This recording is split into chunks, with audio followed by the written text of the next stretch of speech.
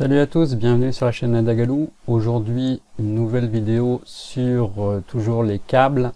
Et là, on va voir comment créer un câble de ce type. On regarde tout de suite l'animation. Donc là, vous avez une corde donc sur une espèce de grue.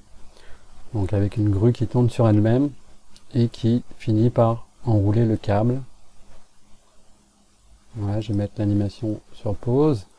Donc là, vous pouvez voir que le câble s'enroule bien, qu'il repose bien sur les différents barreaux de cette grue un peu basique. Alors au départ, je crée le câble comme ça pour que ce soit plus facile pour gérer le poids de la sphère qui est ici, puisque on est sur un rigid body. Vous allez comprendre ensuite. Donc je vous relance l'animation. Donc là on voit bien au départ qu'on a une corde qui est quand même assez souple.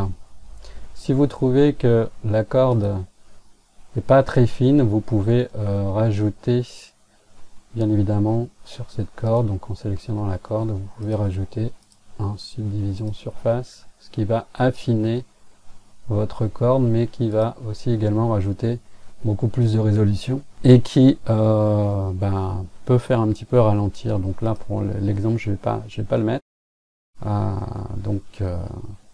Voilà, donc je relance l'animation. Donc on voit bien que la sphère, donc elle a bien une rotation, elle gère bien tout ce qui est gravité, et puis la corde s'enroule et vous voyez là, ça se balance encore. Alors comment ça fonctionne? Eh bien là on n'est plus sur du soft body, on est sur une corde donc faite avec des sphères donc, et des bones. Alors c'est très long à faire, mais le résultat est plutôt sympa. C'est je pense pour ce type d'exemple ce qu'il y a de mieux à faire, même si c'est un peu long à faire.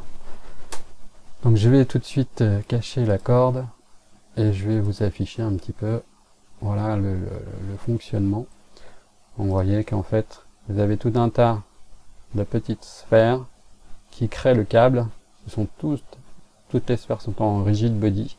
Vous voyez que là tous les fils noirs sont en fait des contraintes et c'est ce qui nous permet de créer notre câble.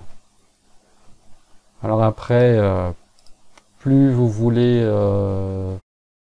une corde qui soit longue, plus ça va prendre du temps. L'idéal c'est de faire des sphères assez fines. Vous voyez que là par exemple si je remets le câble est assez épais par rapport au cylindre. Il aurait fallu faire des sphères beaucoup plus petites et donc rajouter beaucoup plus de sphères et également de bones. Alors je vais vous montrer un petit peu comment j'ai procédé sur les différents éléments. Donc on va passer en mode wireframe. Je vais cacher la corde. La corde c'est juste le mesh donc qui est parenté aux bones. Donc vous avez ici donc tout un tas de sphères ici qui sont en rigid body dynamique en mode mesh avec un margin vraiment le plus bas possible, donc 0.001 m. Donc c'est comme ça pour toutes les sphères. Et vous avez entre chaque sphère, vous avez ici une contrainte, donc en générique, avec ici un angle Y à 0 degré. Ça c'est important, vous voyez là l'Y est ici, donc on ne veut pas de rotation sur l'axe des Y, c'est pour ça qu'on le passe à 0. Et ici on coche tout et on met aussi tout à 0. Donc il faudra le faire pour chaque contrainte, à part celle-ci qui est en fixé. Vous voyez, donc qui relie la sphère 26 et la sphère 59, donc c'est-à-dire ici la sphère 26 et la sphère 59. Et pour le dernier, au niveau du cylindre, vous avez ici aussi en générique, avec toujours pareil l'Y à 0 et tout cela à 0.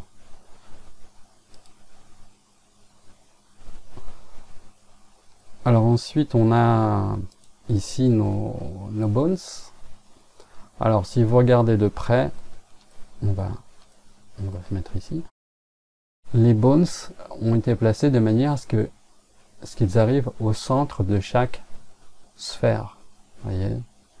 Donc si je passe en mode pose mode, vous avez, je vais prendre celui-ci par exemple, donc il est bien positionné entre deux sphères. Ça c'est important, le sens aussi est important. Vous voyez que là on part de celui-ci et on remonte vers la sphère, puisque ici ça va être le point d'attache de notre corde. Alors, qu'est-ce qu'on a ici comme contrainte? Et c'est pour ça que ce système est pas mal, mais il est très long. C'est qu'à chaque fois, vous allez avoir sur votre bones une contrainte qui est donc une inverse kinématique. Et donc, il faudra choisir la sphère. Donc là, on est sur la sphère 0,1. C'est-à-dire que la sphère 0,1, c'est toujours celle qui est au niveau au bout du bones. Donc c'est toujours celle-ci. Vous voyez, sphère 0,1. Pour celui-ci, on est sur cette sphère en fait. L'IK va sur cette sphère. N'oubliez pas de mettre chain length à 1. Ça c'est important également. Alors, si vous voulez réussir, il faut que chaque bones donc est une inverse kinématique donc sur la sphère qui se trouve au bout du bones avec une chain length de 1. Celui-ci j'ai mis copy location, on verra après si c'est vraiment important ou pas. Et sur le dernier, donc vous voyez donc le dernier qui est plus grand, il va bien au centre de la grosse sphère et au centre ici de la petite sphère. Donc je le sélectionne. Donc lui il a un copy location de la sphère 26 qui est celle-ci, et un IK sur la sphère 26 qui est également celle-ci, donc toujours avec chain length à 1. Donc ça c'est pour les bones, on regardera ça après en plus en détail. Donc qu'est-ce qu'on a ici? Donc on a notre câble avec au bout ici une sphère qui est également en rigid body, donc je lui ai mis un poids de 5 kg. Là encore le poids peut être important, il faudra faire des tests. Donc par contre celle-ci elle est en convexe hull, toutes les autres sont en mèche, donc le poids peut être important par rapport au mouvement de la corde. Donc à vous de faire des essais. Moi j'ai mis 5 kg, celles qui sont au milieu sont à 1 kg, toutes les sphères qui sont ici sont à 1 kg en mèche. Donc je rappelle, le margin est au minimum. Ici on a également un cylindre qui est en rigid body avec un poids de 10 kg pour supporter j'ai envie de dire la force de cette sphère, parce que sans quoi le câble pourrait casser. Et alors en faisant mes tests, je me suis aperçu que au départ ça avait du mal à s'enrouler à cause de cette échelle, on va dire, qui était en rigid body. Donc j'ai dû feinter. Et donc si vous regardez bien, c'est en mode wireframe, les barreaux ici n'ont pas de rigid body. Par contre les barreaux, tous les barreaux du centre, eux, donc j'ai séparé les barreaux ces barreaux là de ceux-là. Et donc tous ceux-ci sont en rigid body, puisqu'il faut que les sphères, qu'il y ait une collision qui se fasse entre les sphères et donc nos barreaux. Et donc là on est sur du rigid body, 5 kg, bon je sais pas si c'est important, en mèche, et toujours avec un margin de 1. Parce que quand je mettais toute l'échelle en rigid body, le cylindre n'arrivait plus à s'enrouler, ça posait un problème de collision. Donc c'est pour ça que j'ai dû séparer les éléments. Et donc là ça fonctionne bien. Il faut arriver à faire ce résultat. Voilà. Et puis après, vous voyez que là ça tourne et ça enroule la corde.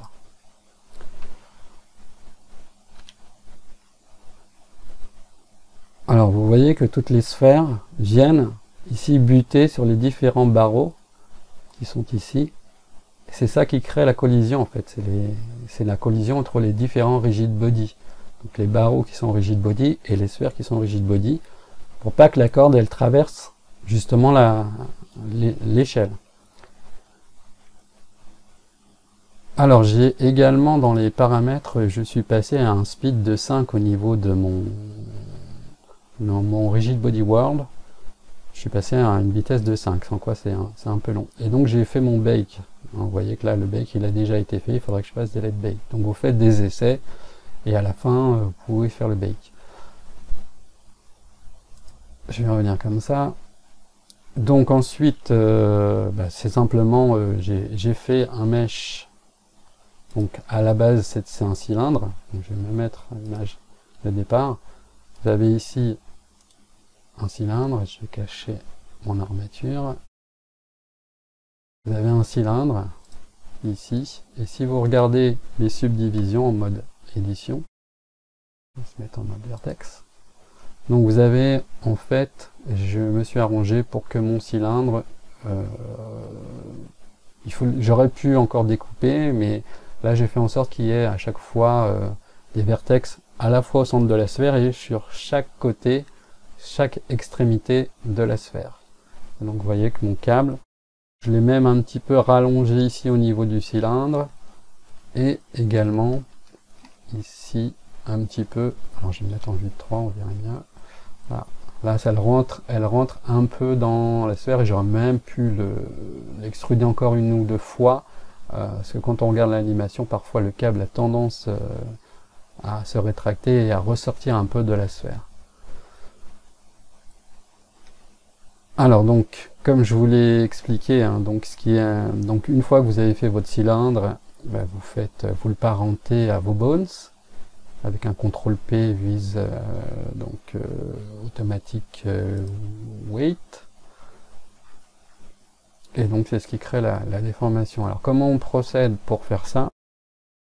On va refaire un nouveau fichier. Je vais vous montrer la base. Donc je vais tout sélectionner, je vais tout supprimer, je vais me mettre en vue de 3, je vais activer le magnétisme. Voilà. Donc je vais commencer par faire une sphère. Donc je fais une première sphère, je lui fais une rotation sur l'axe des X en 90 degrés, pour faire en sorte que les extrémités de ma sphère se trouvent bien sur l'axe Y. Je fais un CTRL A pour appliquer la rotation, de manière à ce qu'on ne voit plus la rotation ici, qu'on repasse à 0 degré. Je la passe tout de suite en rigid body. Bon, je vais laisser la taille d'origine, hein, c'est juste pour vous montrer. Je passe tout de suite en rigid body, je la mets en mesh, et je lui mets la sensibilité à... Donc je mets à 0, et je fais un clic ici, vers la droite, pour un peu plus. Ensuite, je fais un Shift D en Y, pour la dupliquer. Et puis, après je fais un Shift R et je reproduis comme ça différentes sphères. Donc là, ce sont tous des rigid body. Maintenant, ce qu'il faut faire, c'est les connecter avec des contraintes. Donc on les sélectionne. On va dans Objet, Rigid Body Connect. Là, on va dans les options, on choisit Générique, Center, et on met Chain by Distance. Donc vous voyez que maintenant, chaque contrainte est bien mise entre chaque sphère. Et c'est là où ça commence à être long. Donc si je prends ma première contrainte, elle est reliée entre ces deux sphères, cette sphère-ci et cette sphère-là. Et donc, il va falloir activer, donc limiter la rotation sur, puisqu'on l'a, on est sur l'axe Y, la limiter à 0. C'est-à-dire qu'on ne veut pas qu'il y ait de rotation, sinon notre corde va tourner dans tous les sens. On active ici aussi, on passe tout à 0. Et on va devoir le faire sur chacune des contraintes. Donc, alors après, ici, on peut laisser la limite à 45. On va regarder ce que ça donne. Donc on va tout activer. Ici on passe tout à 0. Ici on passe sur Y à 0. Et ainsi de suite. Alors c'est là où ça commence déjà à être long. Et si vous avez 500 sphères, il faudra le faire 500 fois, même 1000 fois, puisqu'après il y aura la même chose à faire au niveau des bones. Donc voilà. Donc automatiquement, en passant par objet Rigid Body Connect, il m'a automatiquement connecté les deux sphères de chaque côté. Donc ça, j'ai pas besoin de le refaire. Donc je passe, comme j'ai dit, ici l'axe Y à 0. Donc je continue. Voilà. L'avant-dernier. Je passe à 0. Tout cela, je les mets à 0. Et le dernier. Alors le dernier de cet exemple. Voilà. Alors voilà, donc maintenant je vais sélectionner ma première sphère, je vais enlever la dynamique sur celle-ci. Et voilà, normalement, si c'est bien fait, vous devez avoir ceci. Alors ensuite, ben, il va falloir créer les bones. Donc on va faire un Shift A, armature. On va passer en mode édition. On fait donc une première rotation. On va le déplacer en Y d'un cran, puisque là ce sera le rattachement par un panneau de cylindre. Alors tout dépend si votre cylindre vous le mettez de quel côté. Donc vos bones, il faudra les mettre dans la bonne direction. Donc là on fait un extrude. Donc j'ai bien dit que ça doit être au centre de chaque sphère. Et puis après on fait un Shift R et on en met un de plus. Donc voilà pour mes bones. Je repasse en objet mode. Alors on fera le mesh par la suite. Là on va s'occuper essentiellement des bones.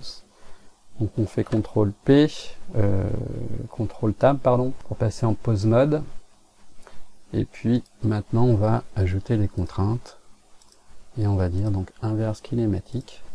Donc celui-ci va être relié à cette sphère avec une chaîne de 1 et ainsi de suite. Inverse kinématique, cette sphère, la chaîne à 1 et ainsi de suite. Donc vous voyez, c'est ce que je vous disais, si vous avez 500 sphères, il faudra le faire 500 fois. Ça prend du temps, mais le résultat au final est sympa. Quel intérêt de faire ça avec des bones et des rigid body plutôt que d'utiliser, comme dans mes autres exemples, des soft body. Disons que les soft body, c'est pas mal, tout dépend de ce que vous voulez faire comme animation. Là, on a vraiment quelque chose, certes, qui est long à faire, mais qui gère bien tout ce qui est gravité. Voilà, je continue. Hop, celui-ci, je mets un. On va repasser en objet mode. On va passer en edit mode. Je vais sélectionner celui-ci. Un Shift S cursor to selected pour amener le curseur. Je reviens en objet mode et je fais un Shift A. Je vais créer, donc ici ce sera ma sphère. Je vais lui mettre également une rotation en X de 90. Je vais appliquer ma rotation. Vous voyez, donc là maintenant on est repassé à 0. Je vais lui faire un scale. On va dire un scale de 5 par exemple. Je vais la déplacer en Y. Voilà. Maintenant, je vais retourner sur mes bones. Donc, je vais lui rajouter un rigid body. On va lui mettre un poids de 5 kg. On laisse pour l'instant en convexe hull. Donc, ce qu'il nous faut maintenant, c'est rajouter une contrainte entre ces deux-là. Donc, je sélectionne les deux sphères et je vais dans Rigid Body Connect. Donc là, on est bien en générique Center Chain My Distance. Donc, il l'a mis ici. Je vais juste le déplacer, le mettre ici entre les deux sphères. Donc ensuite on va retourner sur nos bones, CTRL Tab, et donc celui-ci on va lui mettre également un inverse kinématique sur cette sphère avec une chaîne de 1. On va faire un petit play pour voir ce que ça donne. Et donc voilà, on est pas mal. Et ici donc je devrais faire la même chose. Alors oui, j'ai oublié une chose dans mes bones, c'est de mettre celui-ci au centre de la sphère. Et donc normalement je rajoute mon cylindre si je veux un cylindre ici qui s'enroule. Donc c'est pour vous montrer un petit peu le principe. Si je fais un play, je regarde bien mon bones comment il réagit. Voilà, je regarde juste mon Real Body Worlds. Donc là je vais lui mettre un paramètre de 5 en speed. Voilà, on regarde. Bon, voilà, là c'est un peu rapide, mais plus vous aurez une corde longue, plus le 5 ira très bien. Bon, après vous pouvez jouer avec la valeur du speed, passer à 2, etc. Peut-être que là 2 serait suffi. On va regarder.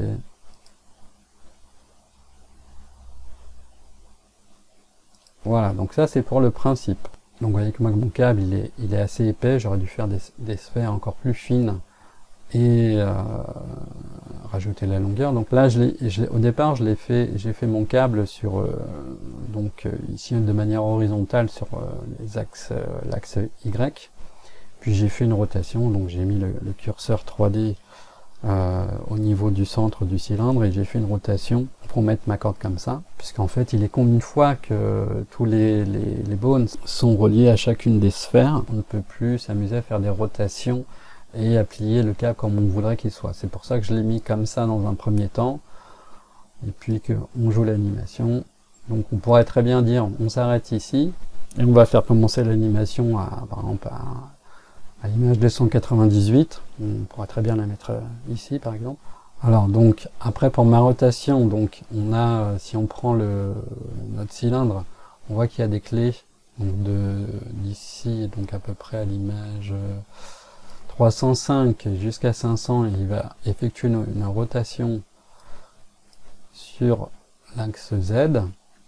Également pareil ici, j'ai fait la même animation pour qu'elle fasse la rotation.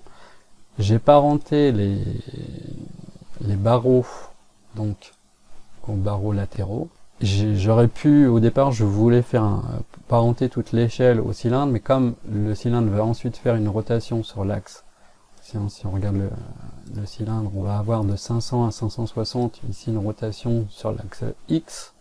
Donc moi j'ai fait à peu près, en fonction de ma corde, j'ai calculé 410 degrés, ce qui me permet d'avoir un premier tour. Si j'avais parenté mon échelle à mon cylindre, l'échelle aussi aurait fait une rotation, c'est pour ça qu'elle n'est pas parentée à mon cylindre. Voilà, donc je vous dis à très bientôt pour une prochaine vidéo. Salut à tous!